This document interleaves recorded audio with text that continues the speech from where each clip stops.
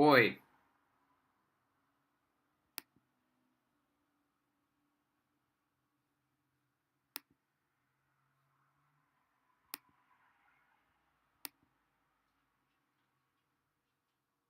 Hello, everyone.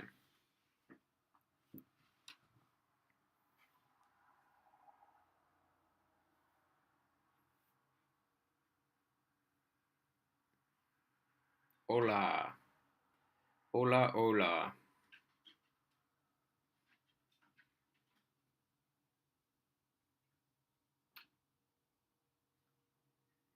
Waiting for additional viewers.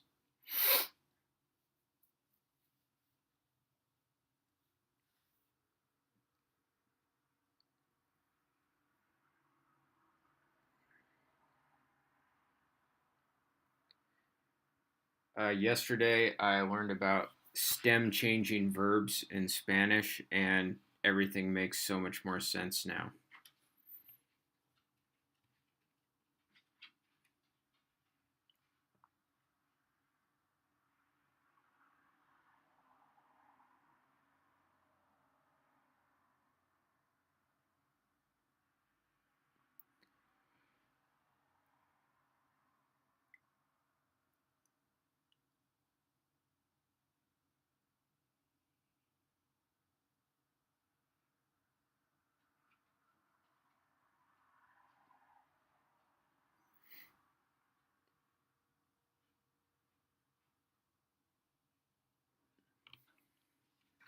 Waiting for a couple more viewers.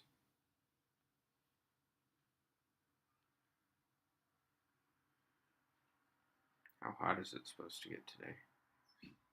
98. Lovely. Where is everyone? Everyone's sleeping in.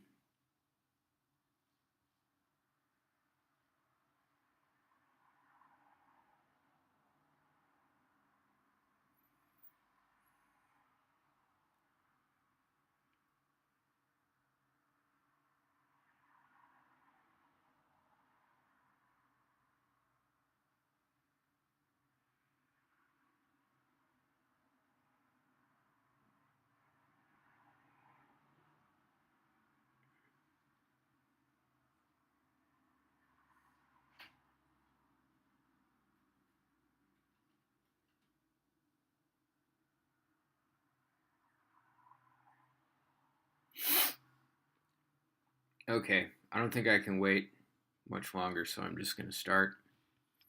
So today, this is our second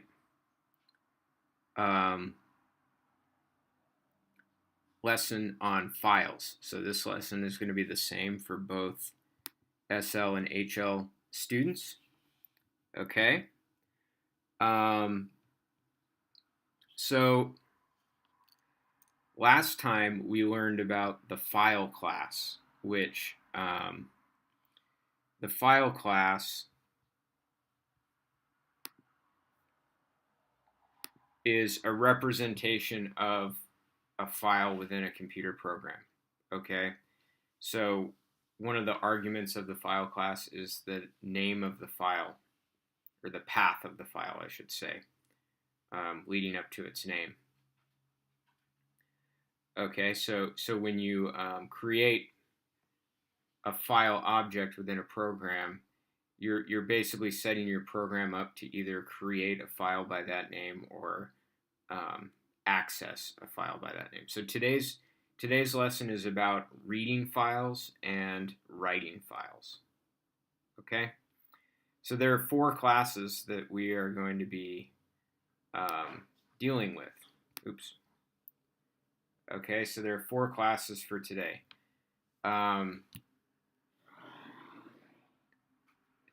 These two, file reader and buffered reader, are predictably for reading files. Okay, file writer and print writer are for writing to files. Okay.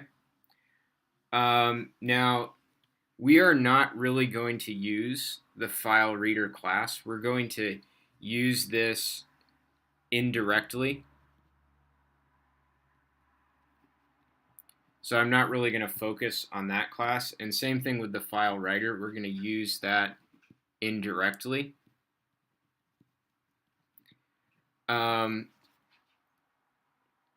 Okay, because I find that these two classes by themselves are not terribly useful. Okay, just by themselves, we need them, but they're not terribly useful. And we basically pass them to the constructor of these other classes. So we pass a file reader to the buffered reader. Okay, so we're only going to create a file reader so that we can pass it to the buffered reader. We're not actually going to use the file reader object at all. Same thing, the file writer, we are going to pass it to the constructor of the print writer object that we create. Okay, so they're not really useful by them. We need them, but we only need them because we're going to pass them to the constructor of the classes that we really want to use, which are called buffered reader and print writer. Okay, so let's take a look at some documentation. So what I've done is I've just gone through and I've opened up the Java documentation for all of the files, or all of the classes that I just mentioned. So I have file reader, buffered reader, file writer, print writer. And then I also, just in case I forget something, I have the documentation for the file class and for the array list class. Okay? So first we're going to focus on reading a file. Okay? So let's look at the file reader class.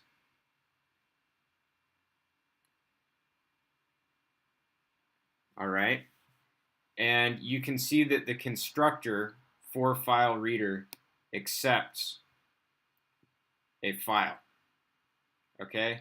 And if you look at the methods, this is why I say this class isn't terribly useful, because all of the methods are just inherited from something else. Okay, so it has no methods of its own, really. It's all inheriting. So we have to pass a file to the file reader constructor, and that file is the one that we're going to be reading. Okay. If I look at the buffered reader class, we can see that the constructor of the buffered reader class accepts a reader. So a file reader is a reader. Okay. See how the file reader class inherits from reader. So so that's okay if we pass a file reader to the buffered reader's constructor. Okay, so that's what we're going to do. And it has a couple of methods. We can, so in particular, there is read, which will read a single character. Okay, so just a single space or whatever. So we're going to use that. We're also can do read line, which will read a full line of text. And we also have the close method, which is going to, anytime you are working with a file and you're reading it, you want to make sure to close it in the end. And that's an important thing to do so that you don't have any unwanted modifications to the file. Okay? So let's take a look at my So I'm going to record my my desktop now. Scary. Okay, so in the same folder as my practice.java, which is the one that practice.java is the just sort of my blank programming slate for when I'm giving you guys lessons. So I have practice.java right here. And then in the same folder, I have a file called readme.txt. So let's see what's in it. The first line says, my name is Ryan. The second line says, I live in Laverne. And the last line says, I have dogs named Bugger and Hazel. Okay? So what we're going to try to do is we're going to try to read,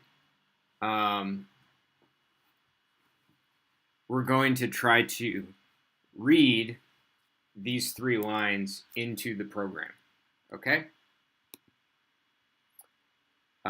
So let's see how that works. So here I have Genie pulled up, and I'm going to comment out some stuff here because that'll be for later. Comment that out. Okay, so first of all, I have some import statements. In particular, I have the import java.io.everything. And that's so I can do files and buffered readers and all those things. Okay, so you need to have that line of code. And then I'm also going to use an array list, so I imported the array list class. And I imported scanner because I'm going to use a scanner, but not right now. Okay, so you can see that first of all, my main method has to throw an IO exception, input-output exception. And that's anytime you're inputting or outputting to files, you have to include that in any methods that are going to be using those classes. Okay? Otherwise, you have to use what's called a try-catch block, which is kind of a pain. So I think this is a better way to deal with that. And then I create a new file by the name readme.txt. So that is the file that I just showed you guys. All right. It is really important that you remember to put that file in the same folder as the program. Otherwise, you're going to have to include additional stuff. For example, previous folder or some other folder or something like that. So you'll need to sort of add extensions to that unless you put that file in the same folder as the program. Okay, so that's what I've done just to make it simple. And then I created here in line. Let's see if I can make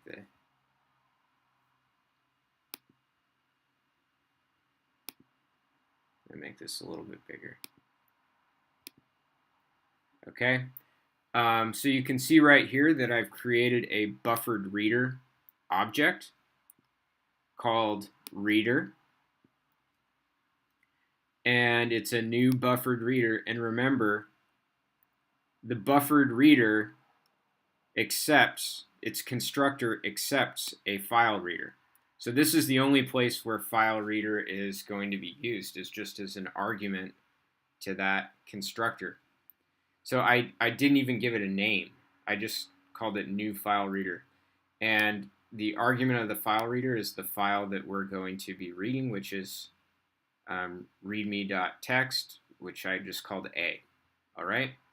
So this is creating a reader object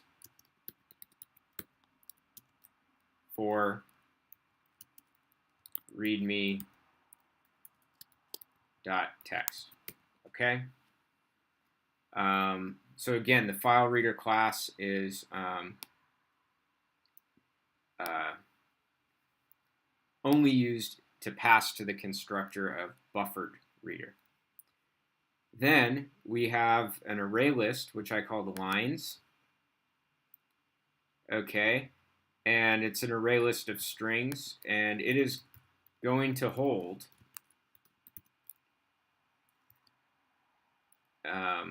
the lines of the file. Okay, so then I created a I'm going to add some more spaces here.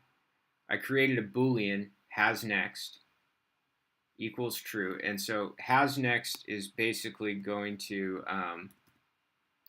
true if the file has a next line. And you can see that I have a do while loop, and I have it does this loop while has next is true. Okay, so as long as it has a next line, then this loop is going to keep going. So it's going to go through the entire file until there's no next line. And then I do lines.add. Okay. So that's going to add a new element to the array list lines. And then it's going to add reader.nextLine. So let's look at the reader.nextLine. Reader.readLine, my bad. If I look at reader.readLine, let's take a closer look at it. It reads a line of text. A line of text is considered to be terminated by any one of the carriage return or a line feed. It returns a string containing the contents of the line, not including any termination characters, or null if the end of the stream has been reached. So it returns null if the end of the file has been reached. Okay? So you can see what I did here. So it's going to read a line and add that. So basically this line of code is going to read a line and add that to the array list. Okay. And then once we get to the last line, it's going to read, it will add a null line once the last line is reached. Okay.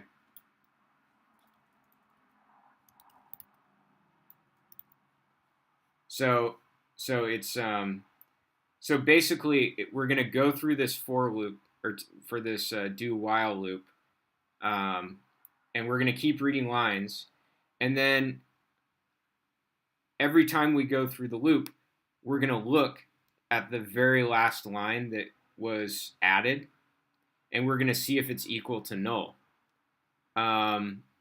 Okay, so we're going to do lines.get, and then we're going to get the last element of the array list, and we're going to see if it's equal to null. And if it is equal to null, then there's no more lines, so I set has next equal to false, and then we'll break out of the loop. Okay? So that's how it works.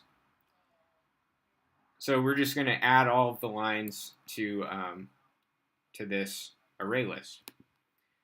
Now we do reader.close. So we always close the file stream afterwards. Otherwise, you can get unexpected things happening. And you can see that the last line that I will have added was null. So I removed null from the end because that wasn't even really a line to begin with. And then I print out all of the lines. So I did lines.toString. So basically we have pulled the lines of text from that file, okay? and put them into the program, and they're being held by an array list. All right, so let's compile the program. Hopefully it works. Compilation finished successfully. Then I'm going to run it. And you can see there's an output right here. The output is, my name is Ryan, comma, I live in Laverne, comma, I have dogs named Bugger and Hazel. Okay, so those were the 3 lines. Just to make sure that it truly is working, we could go ahead and go to readme.txt, and we could add additional lines, like maybe line 4, line 5, I don't know. Save it and close it. So now when I run the program again, you can see right here that additional, see how line 4 and line 5 have been added.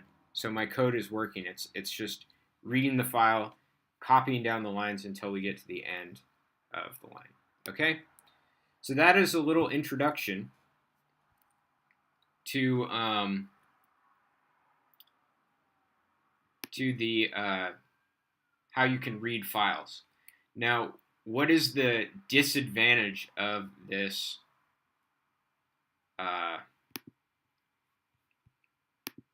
What is the disadvantage of this type of? Hang on, I'm going to check the. What is the disadvantage of this method of reading files? Is that it is sequential. So once you pass a certain line, you can never go back. Okay. Our lesson on Monday is going to be about how do you go to a specific point within a file and only read those things. Okay.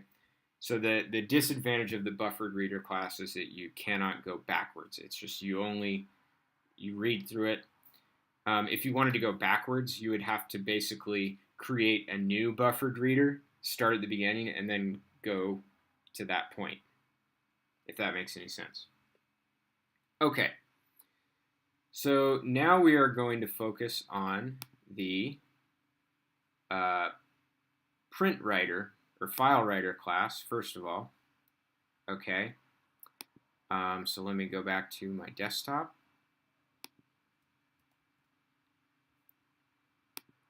Let's look at the file writer class. And the file writer class only has inherited methods. So it's just like the file reader class. It only has inherited methods. It doesn't have any methods of its own. But really the reason why we need to look at this is because of the constructor. So the constructor accepts a file, and then it accepts a Boolean. Can you guys see that? I'll zoom in a little bit. Okay, and that Boolean is called append. So if the append Boolean is equal to true, okay, then it is going to add to the file. Add to whatever is already present in the file. It's going to append onto the end of the file. If you create a file writer object with that equal to false, then it's going to overwrite the file and erase whatever was previously there. Okay? So that's what you need to know about the constructor for file writer. Now let's go over to print writer. And we can see that print writer has a close method.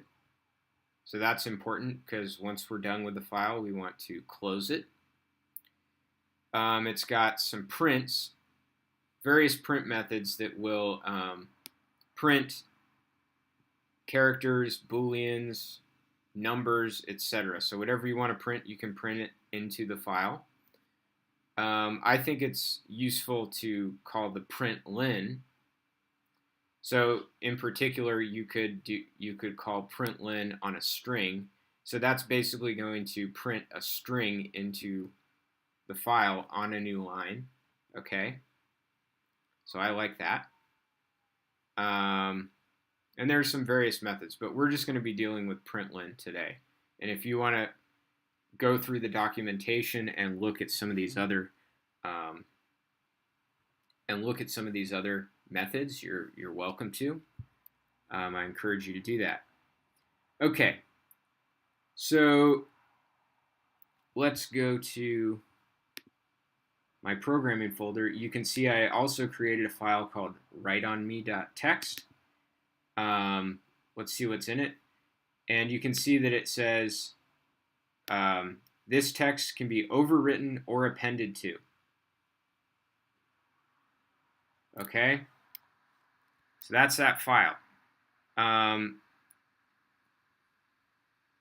so we are going to, so now let's look at my program that I wrote this morning again. So I'm going to comment out a bunch of stuff that had to do with the last example so I can do this example. Okay, so you can see that I have a new file B that is representing the file writeonme.txt. Okay, and then I have a print writer, which is called writer, and it's a new print writer that accepts a file writer. So again, the only purpose of the file writer class is the only purpose of the file writer class is to be passed to the print writer's constructor, and we have to be careful about this true. So basically, we are going to write, or we will write to file B in append mode. Okay, so now I have a scanner called in. So this will accept a string from the user. Bugger's having a spaz out on the dog bed. We have system.out.println input a string. So this line of code is prompting user for an input. And then I have a string s equals in.nextLine. So this is going to get the user input. Okay. And then it's going to copy it to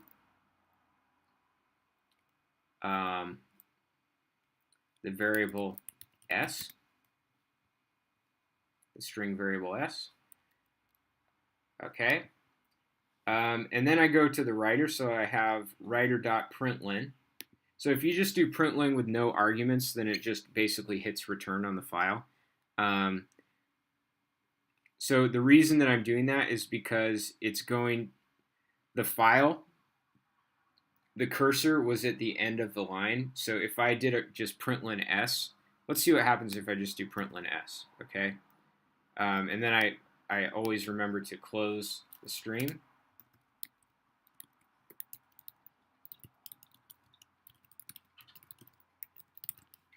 Okay, so let's suppose I didn't have the println, okay? So I compile this.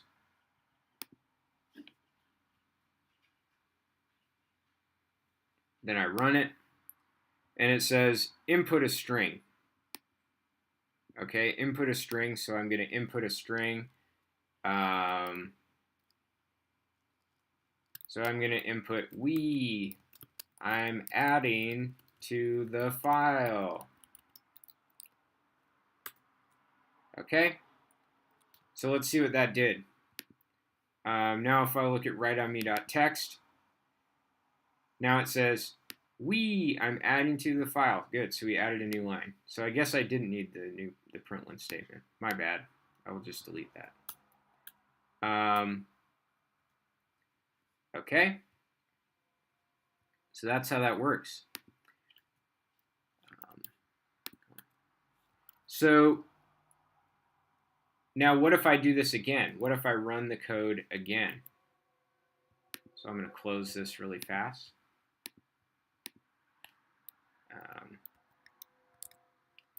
Okay. What if I run this program again?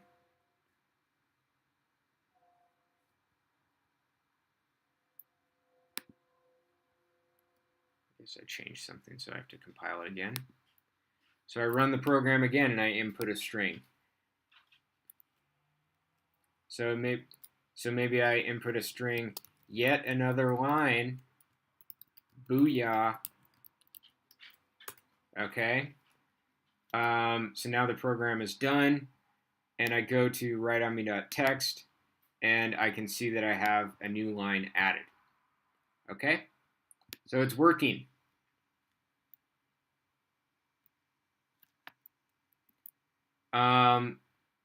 So one more thing. Oh, let me close this. One more thing that I want to do is I want to say, well, what if we didn't open it in append mode? What if we opened it in overwrite mode? So I have false here instead of true.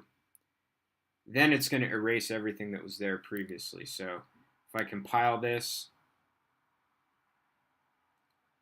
and I run it, so I got to input a string again. So I'm just going to type in overwrite,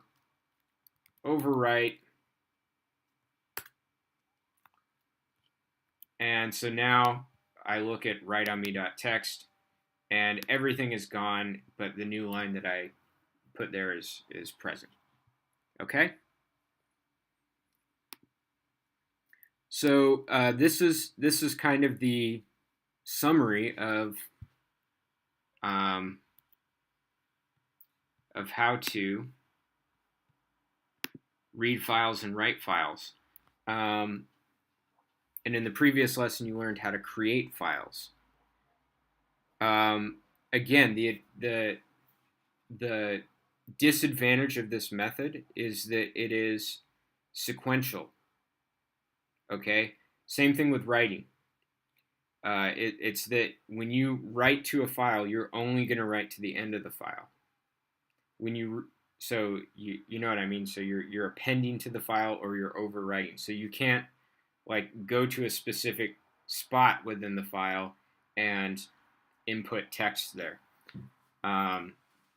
Similarly, you can't go to a specific spot, read something, and then go backwards and read. Okay. So you kind of have to start over again. In the next lesson, we will learn how to deal with that problem, how to go to a specific point within the file. Okay? So that is my lesson for today. I hope it made sense, and I will see you in the Zoom room. Okay?